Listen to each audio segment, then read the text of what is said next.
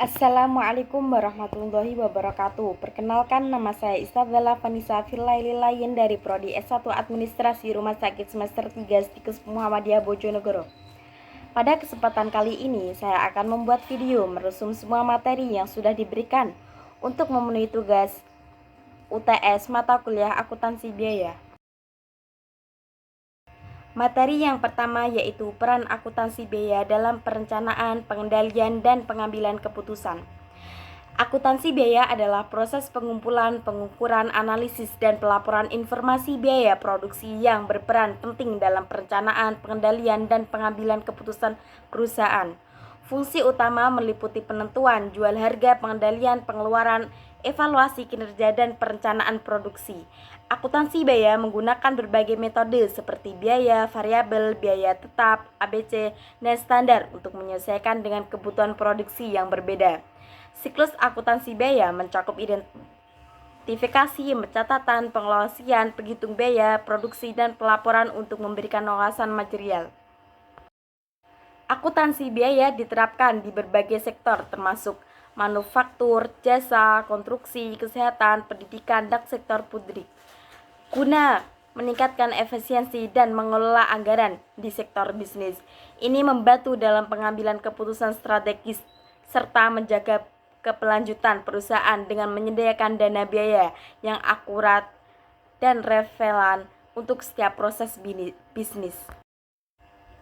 Materi yang kedua yaitu klarifikasi biaya sebagai alat evaluasi. Biaya adalah pengorbanan ekonomi yang diukur dengan nilai uang yang dikeluarkan untuk memperoleh barang atau jasa yang diharapkan memberi manfaat di masa depan.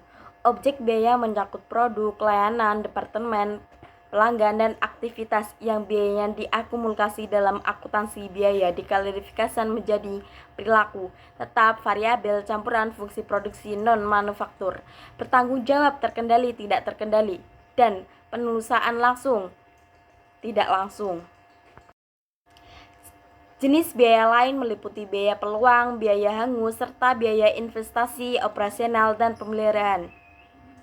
Biaya satuan Wincon dihitung dengan membagi total biaya dengan jumlah unit produksi yang dapat digunakan dalam penyusunan anggaran dan penetapan tarif, terutama dalam pelayanan kesehatan.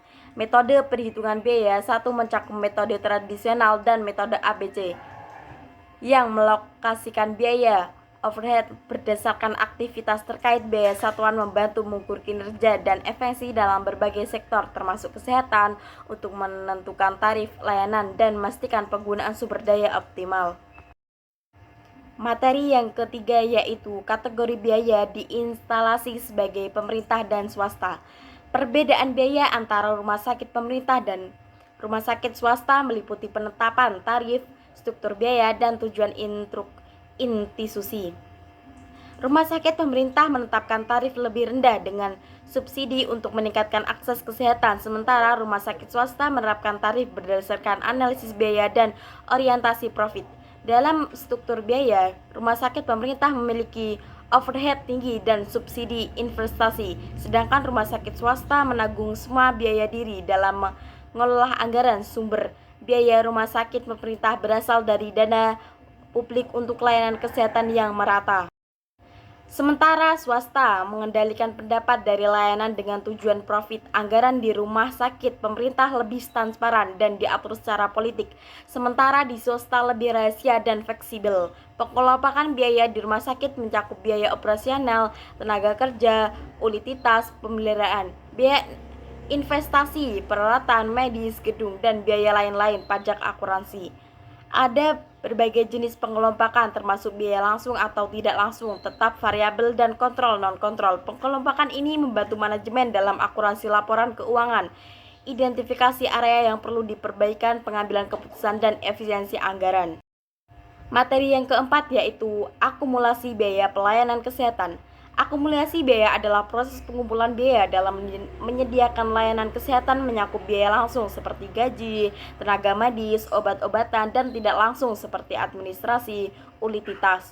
Tujuan utama meliputi penetapan tarif, evaluasi kinerja, perencanaan anggaran, dan mendukung pengambilan keputusan. Metode untuk umum digunakan dan metode tradisional dan ABC, metode tradisional mengalokasikan biaya berdasarkan jumlah hari rawat inap yang sederhana, namun kurang akurat untuk rumah sakit modern dengan kompleksitas layanan tinggi. Sebaliknya, ABC mengalokasikan biaya berdasarkan aktivitas spektif seperti pendaftaran pasien dan operasi, sehingga lebih akurat dan mendukung keputusan manajemen. Tahapan akumulasi biaya meliputi identifikasi biaya, pengumpulan data, pengelompokan alokasi, dan perhitungan total.